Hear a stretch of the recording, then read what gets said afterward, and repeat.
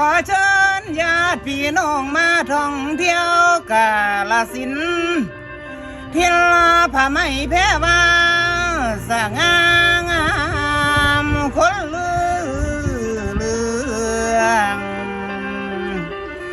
ไปเบิ่งเมืองขอมเข้าของโบราณมีหลายอย่างเมืองฟ้าแดดสูงยัง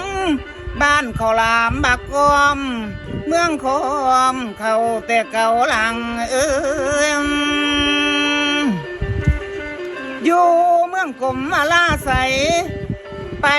บังเด้อทุกท่านเคยไปผ่านทั้งหนองเป็นนั่นคือแดนเมืองคอมมีทงโนนสาวก่อนสิเพพังมางเป็นน้ำยังแต่ครั้งก่อนกรมศิลปากรได้มานุรักษ์ไว้ไปดูได้บ่เสื่อมสูญหรือสิไปฝ้ายพุ่นเมืองคำม่วงอยู่ทั้งเหนือชมผ้าไหมแพรว่าคนซาลือทุกมุม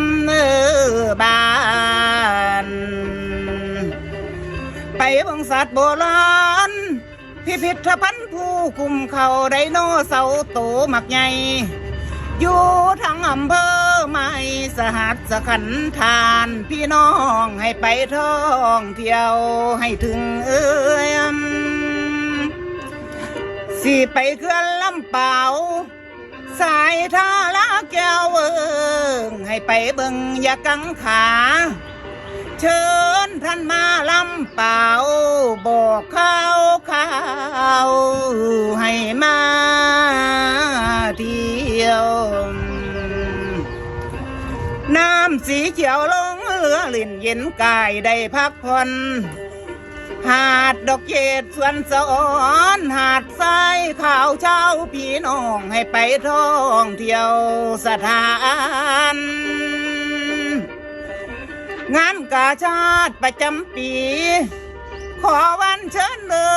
นทุกท่านให้ไปเที่ยวแสวงหางานผ้าไหมแพรว่า